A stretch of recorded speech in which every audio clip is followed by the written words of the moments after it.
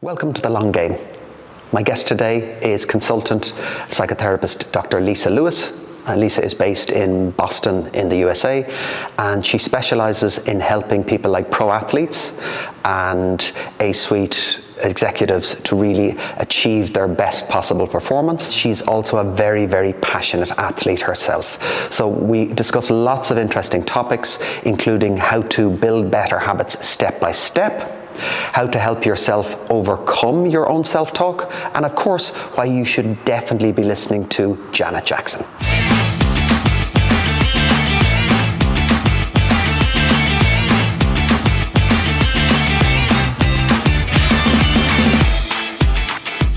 So, Lisa, welcome to the Long Game podcast, where we talk about sustainable health and fitness. Thank you for making time for us.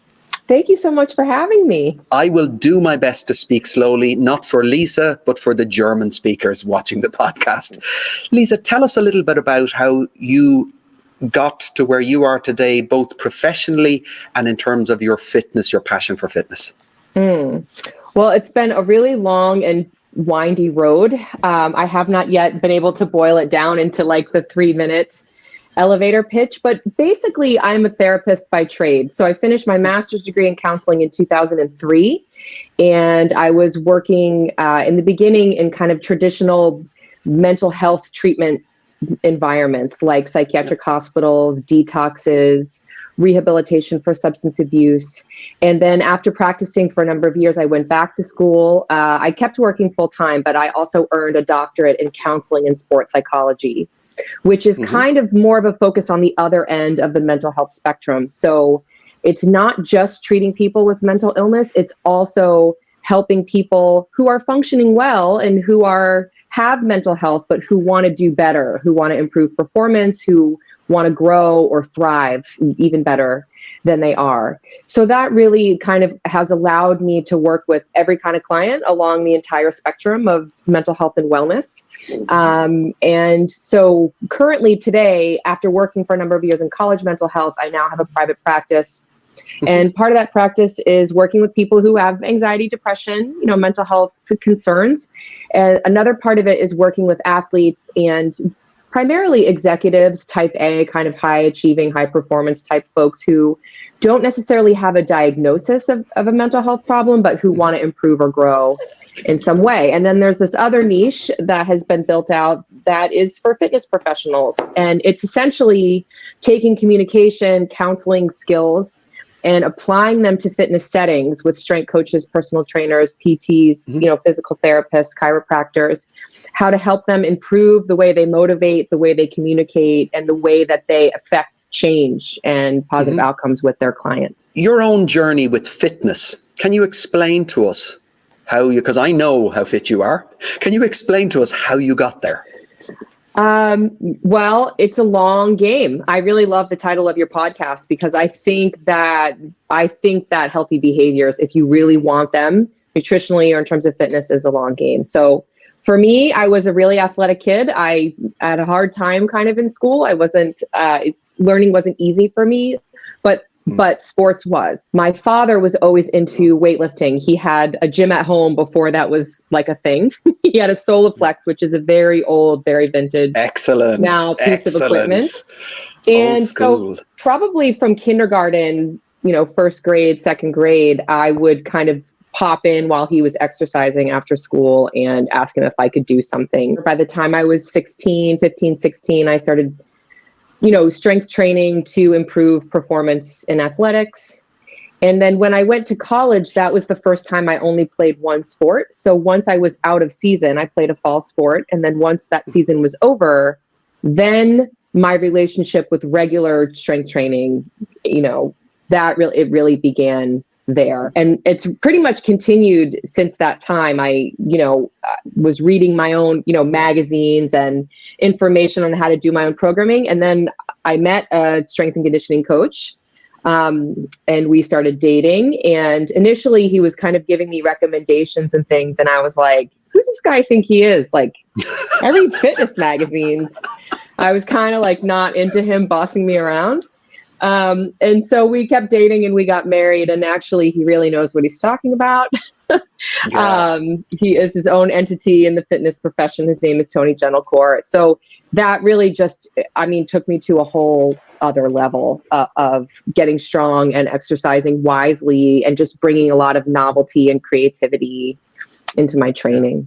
Most people, or a lot of people, don't have that lens. Yes, that's right. From their life. What does that mean for people later in life? I think that they go into fitness settings without the competency and therefore without the confidence, to feel comfortable in that setting. I'm very aware that I was given a gift very early on, that I never worried for one moment about being around the free weights and in the gym. And I have to tell you, 20 years ago, I would get asked all the time, like, what are you training for? Because I was the only female. Today, that's very different. There are many more women who strength train. But I have thought about that a lot because I was really gifted that from a very early age.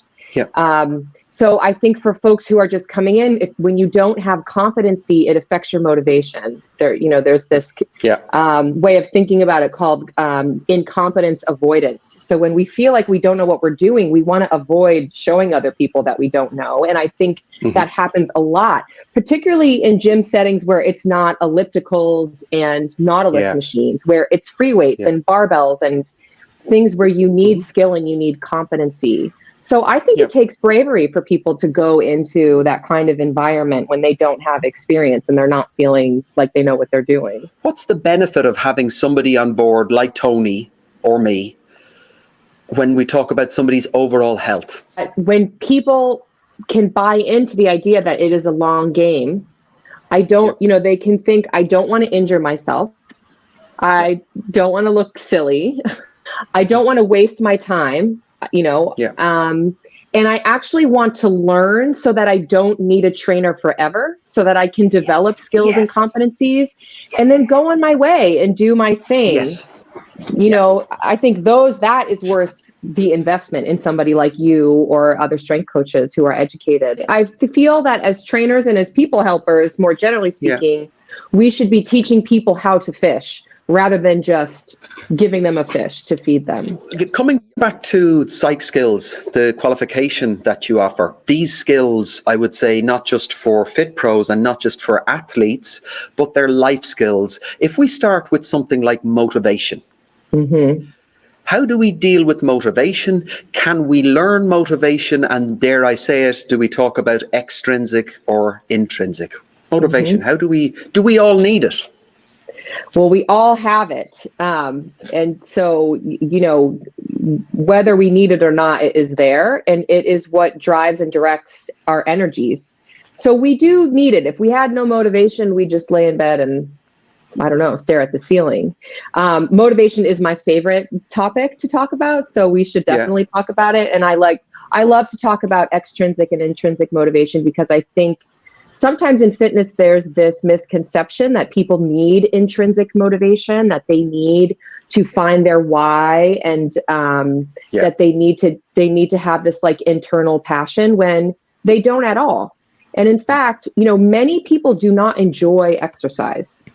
It's different than sports. In sports, it's much easier to be intrinsically motivated, which means you are motivated for the internal state that gets created.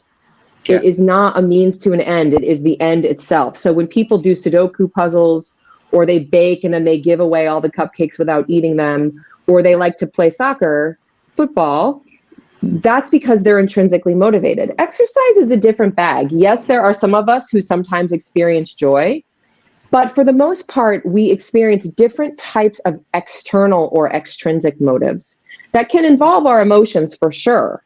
But there's nothing wrong with extrinsic motivation.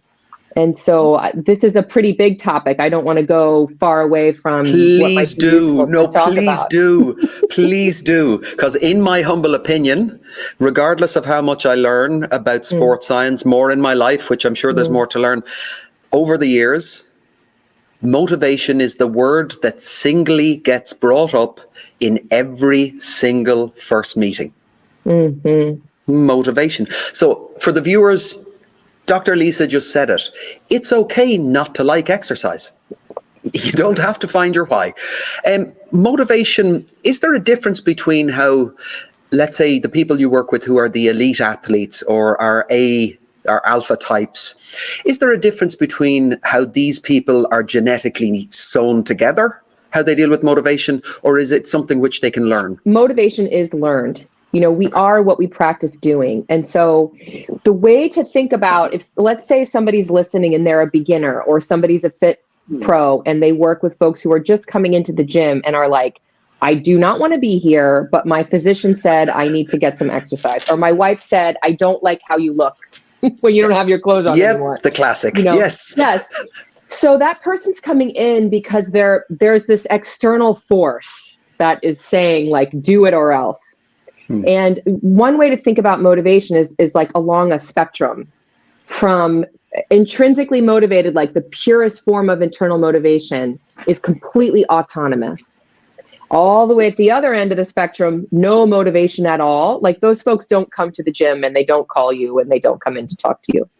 But the kind of the lowest or the least autonomous version of motivation there is external regulation, which is like punishment or reward. Like if I come here, my wife will get off my back. If I don't come here, I'll get bigger and I'll get in trouble or whatever the case may be. So for example, we all pay our taxes because we're externally regulated. We'll get punished if we don't do it. Yeah. And, so that's why we engage in that behavior. And there's nothing wrong with external regulation in the short run. So if you've ever had a pet or a baby, you know that you use reinforcement or reward to help promote the continuance of that behavior. So if you have a little one and you're trying to get them to brush their teeth, in the beginning, you have to beg and plead and promise a sticker and chase them around the house with a toothbrush. So what happens is over the course of getting those repetitions in and reinforcing it, the behavior becomes more internalized to where we're adults who are like, ooh, I can't wait to brush my teeth, and we want to do it. So external regulation can be useful if there's reward or if there's an avoidance of punishment to get a behavior going, to get the individual practicing it. And then what should happen is it becomes a little more internalized. So the next kind of level or type of motivation is called introjected regulation. Introjected regulation means the motivation's kind of external and it's kind of internal. And the feelings that go along with this are pride, feeling good about what you did, or embarrassment, shame, guilt. So for example, I really did not want to get up and come into the gym today, but I knew if I didn't, I would feel wicked guilty for standing you up and for not seeing the other folks in the class. And then I knew if I go, I'll feel like $1 million after. So this is introjected regulation. Sometimes this is used in advertising. For example, I saw a large chain gym here in the US around Christmas time have an ad that said, you're looking a little bit too much like Santa Claus. Maybe you should join the gym in the new year. So introjected regulation has a lot of negative results when it's used long-term, like in the research. If you look in sports psych, exercise psych science, this is not the end all be all. However, as all of us know, sometimes the guilt gets us up off the couch and gets us through that day. So I think it is a tool in the toolbox.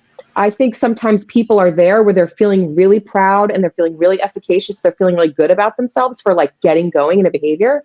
So let's use that motivation for what it's worth so that they keep coming. And as they keep going and it keeps getting reinforced and they're feeling good, the motivation becomes more internalized. So the next kind of level or type of motivation that is even more autonomous is identified regulation. Identified regulation means that the client doesn't love the activity of exercise and they're not intrinsically joyful when they do it, but they say, I hate exercise. I'm here because every man in my family has died of heart disease before age 60, and I don't want that to be me. Or I'm here because I want my kids to see a mom or a dad who takes care of himself, who exercises. Like, I want to be a good model. So even though they don't get this intrinsic state of enjoyment, they identify the outcome as being meaningful and congruent with their values.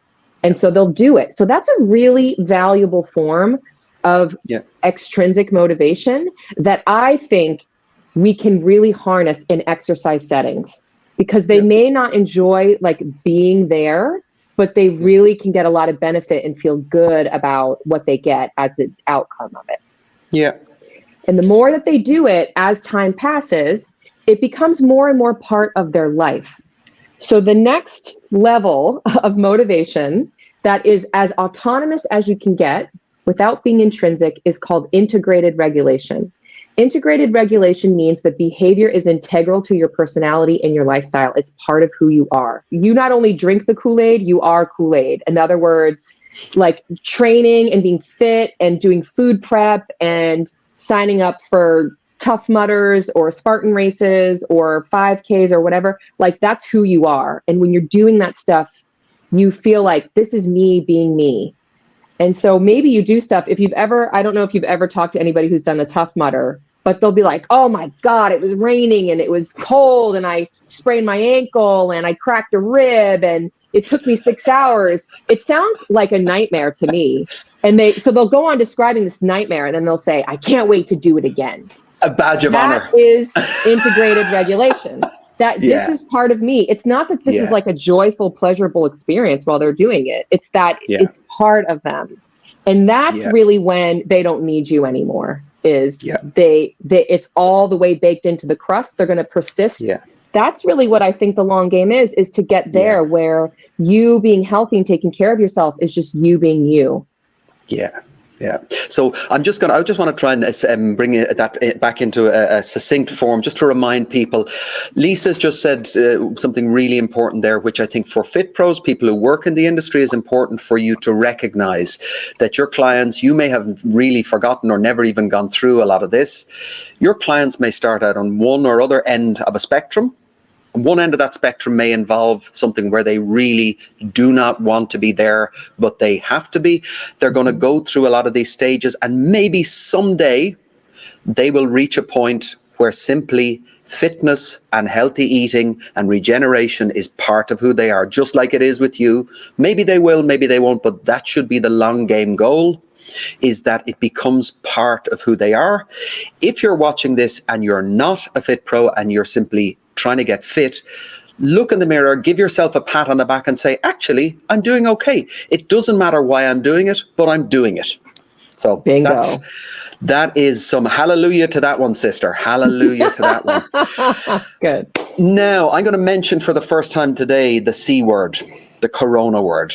So globally, whether you're on your side of the Atlantic or my side or the other side of the Pacific, or stuck somewhere, as a lot of people are, in the Suez Canal today, apparently, this pandemic, and I want to try and maybe relate it to what you just said about motivation. You're working with people at an elite level in sport, or you're working maybe with people who are already quite far along that spectrum and where fitness is part of who they are. Have you seen an impact in terms of their motivation to do sport? Oh, yeah. I mean, the athletes have really had it rough because they're missing out on competition. Yeah. So when there is a competition, even if it's 6 months out, it's something to aim at. You know, we are naturally goal-directed creatures, and people who compete, they organize their training and their life and their nutrition around competition. Yeah. And so especially people who are like triathletes or do other kinds of sports where maybe you have a time where you're working for hypertrophy and you're doing more strength training, and then you have a time where you're doing more mileage and more endurance work, and maybe you have times where you're eating more, you're eating less. So to take away the goalposts, number one, kind of removes the structure. Number two, kind of removes some motivation to like get ready to compete. And then number three, there's this loss of identity and loss of being with others who are like-minded or who are chasing the same goal. And so I think those are all losses. Yeah. Well, this, again, just to sum up what you said there, and I think to give people maybe who aren't elite-minded in their athletic endeavors, or even people who aren't maybe involved. We have a lot of triathletes here in Hamburg, in the city that I'm in. You know, again, you've got a club mentality. But we've had a lot of people, because we're, let's say, offering our services online, one of the first things that people are telling us is that they're missing their community. Can you tell us a little bit about, if we relate it to motivation, what is the purpose of community, or what does the role of community play? Yeah. So the theory of motivation that I ascribe to and that I teach is the self-determination theory, which posits that there's all these different kinds or types of motivation. And the underlying assertion is that people have basic physical needs. So you need food, you need water, you need shelter, and that they have basic psychological needs. These needs are universal, and they include autonomy, competency, and relatedness. So relatedness is this universal need to be connected to others in a meaningful way, to feel like we're part of something that's greater than ourselves and that we can contribute. Yeah. And so the relatedness piece of it is the community piece of it. Yeah. And this differs from person to person of how important relatedness is in fitness settings. But for folks like you're talking about, who are part of a running community or a cycling community or strength training community, they have really had that taken away from them. And so, of course, that is going to impact motivation.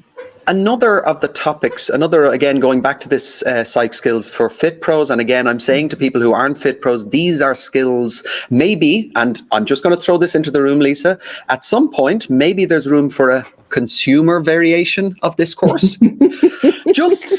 I don't want to talk about product development, but you know where to reach me. Mental toughness. Now, you obviously, as somebody who works with elite athletes, who works with our, let's say, if we talk about some of your clients where you're talking about the executives, people who are at that level where toughness is, you've got to be tough. If we look at Corona, the pandemic, what's happened over the last while, has mental toughness become something which is more relevant for normal people, would you say? Well, I think we all need mental toughness and resilience, but everybody in the world has been negatively affected by coronavirus, which goes on and on and on. So the time under tension, you know, how long this is going on, it really requires resilience. It really requires not only the ability to, like, quote unquote, bounce back from a stressor, but the ability to thrive and learn and grow as a result of being put under that stress. So just like in strength training, the way you get stronger is by causing mild damage, you know, stressing your body, stressing your muscles. And psychologically, mental toughness is the same. You know, this concept of anti-fragility that comes from Dr. Nassim Taleb is the human body and the human mind. You can put it under stress, and actually, as a result, it can become stronger. The integrity can become better as a result. And so I think we've all needed that over the course of the last year, for sure. In your experience, both as an athlete and somebody who deals with people on, let's say, on a therapeutic or clinical level, can you tell us a little bit about what physical fitness or health, how that impacts mental health and or vice versa? That's one of my favorite soapboxes. So thank you for letting me get up on your box, girl. Get up on the box. So exercise is medicine for your brain. So, you know, physical activity, if you're interested in this topic, there's a book that's about 15 years old now. It was written by a psychiatrist over here at Harvard University called Spark. And essentially, I do not. Yeah, his name is John Rady, and his whole thesis is that exercise is actually for the brain and to improve brain plasticity. And the happy side effect of exercise is an improvement in physical health. So physical activity or exercise can have a positive effect on your attention, your memory, and the consolidation of memory. It can reduce stress. It can reduce anxiety. It can help to manage or reduce depression. It can be used as treatment for attention deficit disorder. It can be used as treatment for post-traumatic stress disorder. It can improve confidence. It can improve sleep-wake cycle, appetite, sex drive, you name it. So exercise is very relevant for the brain and for brain health. I'm going to put in the show notes anyway. There's going to be a link to the course for any of the Fit you. Pros watching. But I'm going to put a link to that book as well, because I think, I mean, it's some of it's hard going, but I think it is something that anybody who's, anybody who's interested in this topic can get stuck into. Have there been any phases in your life where you say they were concrete examples where my own physical fitness was my safety net? Yeah. I mean, many times. When I was working full time and earning my doctoral degrees, I was in class full time, plus I had a practicum, plus I was a teaching assistant. It was really, really, really intense. I don't recommend it. It was not a good combination. And in addition to that, I became a spinning instructor. I taught, I think, 3 spin classes a week. And actually, that was my saving grace. It was like being medicated, not only for those, those 50 minutes, I was not thinking about anything else. I was completely present and mindful. I was totally engrossed in what I was doing. So that was therapeutic. But then the after effects of that, your endorphins are pushed up. I was very relaxed. I was soothed. I was released of stress. I felt really good about what I had just done. And it was a really positive community, people who were regulars in my class. That really carried me, I would say, for over a year, that I was just grinding it out and an unreasonable amount of pressures on top of me. Is it really a huge problem if we say for short periods of time that we grind? Is it a bad thing to grind? For a short period of time, no, it's not. So one way to think about it is like an interval. And in fact, I talk about this with some of my clients who really like to grind, that there's nothing wrong with that. I'm not going to tell you to stop doing that, because I kind of view them as more of like a sprinter, mentally. Though there are some people who just like to get after it and push really hard for a period of time. If you're going to do that, that's okay. But then you need a recovery period. Right. So when we do intervals, when we're training, we know you push really, really hard, and then you go really, really slow, and you use your recovery if you want to get the best out of the last interval, and if you want to be ready for the next interval. So that's what I have to talk type A people into. People who are in this situation where they're having to grind, where they have an unreasonable amount of stress right now. Number one, we talk about what are the protective factors that can help you to operate at this level. What are the little things we can put into every day that aren't going to take this away, but are going to help to mediate how depleting this is? And then when can we plan for you to have a recovery period? So I just the other day was talking to a client, and he was really experiencing a lot. He's been working nonstop. It's like working from home. You're expected to be sitting in front of your computer for a ridiculous amount of hours with no commute and all of this. And so I said, what would it be like to bring up with your supervisor how much work you've been doing, and wondering when you might be able to take some time off? Because he's had some other colleagues take time off. Even if it's 4 weeks, 6 weeks out, it is something to aim at. It's something to say, this is going to be the end of this interval, and then I'm going to shut it down. And so we sort of made a plan around that, about how he could, not that he was going to take a week next week, but how he could look at his calendar, talk to his wife, and then check in with the higher up at work about planning for that. Because of these circumstances, we've got a lot of people who are being forced to grind. If you're working for Goldman Sachs, you've gone in there with your eyes open. I think it's probably a bad time to cite Goldman Sachs at the moment, but people who go into that with their eyes open, I think, they know what to expect. But there are a lot of people where it's like a car crash. They're caught in the headlights. So Lisa has just said to you, try and negotiate this with your boss, even if it's a few weeks out, so that you have something like a little flagpole up ahead that means some downtime, so that you can work towards it. I just want to go back to how you approach that with your client, because I love this idea in how you're coaching people. We look at it as a very compassionate type of coaching. Rather than being didactic and saying, well, do this, our typical, let's say, our fitness trainer. Can you explain to us, particularly people who are working with a fitness coach or working with a personal trainer, why is that maybe not the best way to get results? It's not the best way because you are not the expert on the client. The client is the expert on the client. The client is the one with autonomy. The client is the one who knows best what's going to work for them and what's not. And so when you take a client-centered approach and you treat the client like they are the expert and you are the guide, you are there to provide technical support and assistance, what you get is somebody who takes more ownership, who's more honest about what's working and what's not. And you work with their own individual strengths, as opposed to trying to take things away from them that they really love or they've gotten a lot of mileage out of, or from telling them not to do something that's actually worked for them for a really long time. If we're talking about people's long-term health and wellness, why is self-talk important? Well, self-talk is this constant internal monologue that's running. Just like, have you ever seen one of those tickers like at the bottom of C-SPAN or up on a building? It's just going and going and going all the time. It's the story that you are telling yourself. And what is the quality of the story that you're telling yourself? Is that story productive? Does it help you to pursue your goals?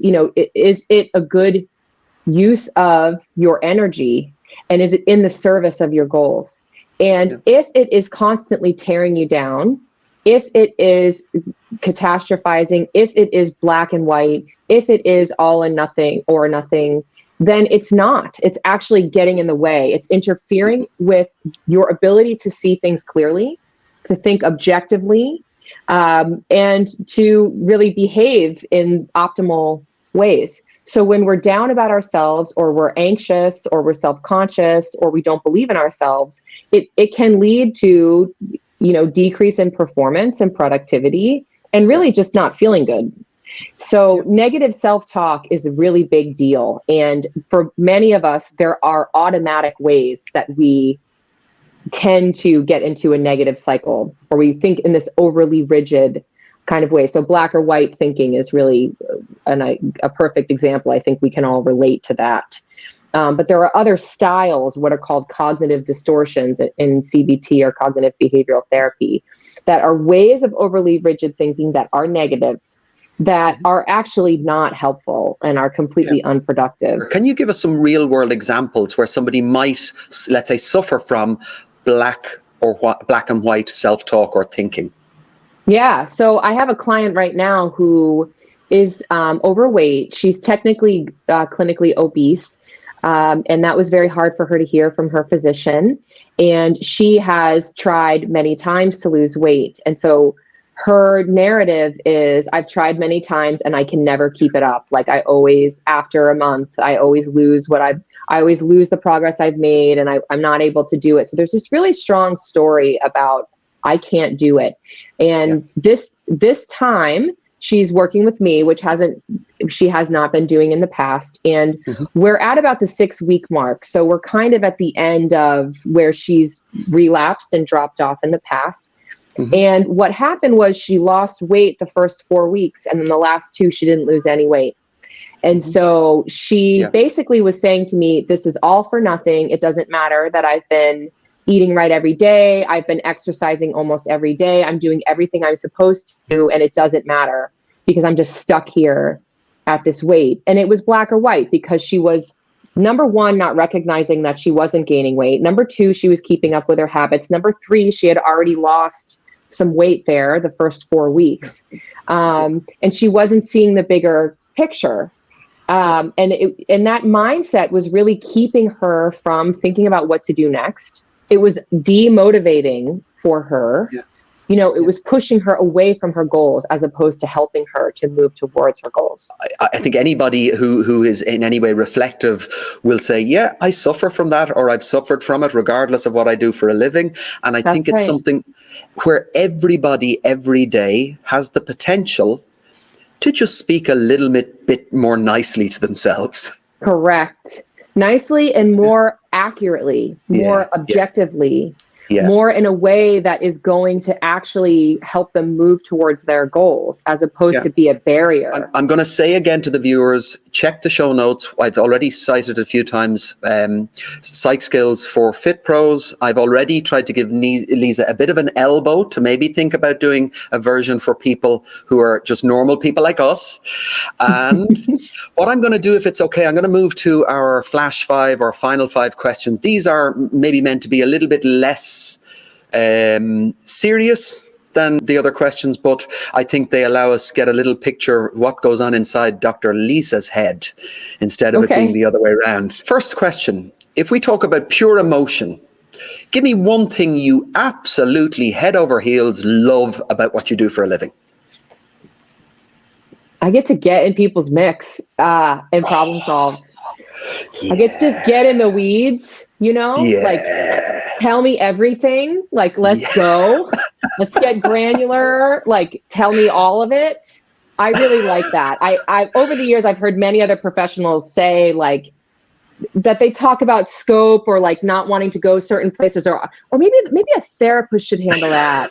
And I just really love that I'm in the place where I'm like, give me whatever you got. Yeah. Do you know the TV show Lucifer? No. Okay, watch the at some stage it's on Amazon Prime and I think on Netflix. He looks them in the eyes and he goes, "Tell me what you dream about." And I think you have that. You can say that and it doesn't sound creepy. Second one, if you could wake up in the morning and wish yourself a superpower, Marvel styley, what would it be? I think other people's thoughts, to be aware of those, or to be able to to hear those or listen to those. You made a Star Trek reference earlier, and I grew up on Star Trek: The Next Generation. Yeah. And to me, my fantasy job is Counselor Troy, because she travels the universe. She is a psychological consultant. And she's an empath, which means that she can kind of sense how other people are feeling and what they're thinking. And that would be the dream. I think you may have just written your job description or a whole new job area. That's you. That's you. Counselor Troy. That's who I want to be when I grow up. We gotta get you hooked up to talk to Elon Musk, because he's only about 2 steps away from being able to provide that. So I think we can go with that. We can run with that. Next question. What activities, and whatever you do, what activities help you to regenerate? And I stole this from Keeler. I mean, Michael, I think pretty well. You've probably spoken to him a lot. Keeler, it says in English, we talk about what fills up your cup. What activities help you fill up your cup? Time with my girlfriends. I have really good friendship in my life. I don't think everybody has that. And I actually have a number of really good friends. And that's something I've really missed, is like having some friends over and, cooking a meal together and just shooting the breeze and being around each other for a handful of hours. Yeah. That really, really fills my cup. And actually, I live with an introvert. So we always are kind of struck by like the things that fill my cup are the things that like drain his freaks cup. Him out. He needs to like be alone, and he likes to go to the movies by himself. But for me, I really like that kind of like intimate interaction with close friends and time spent together. Yeah, I love that. I love that. I come from a family of 7 kids, so anything to do with close intimacy like that, I'm with you on that one. Can you give us 3 things that you would suggest people do on a regular basis to maintain better fitness and health over the long game? 3 things.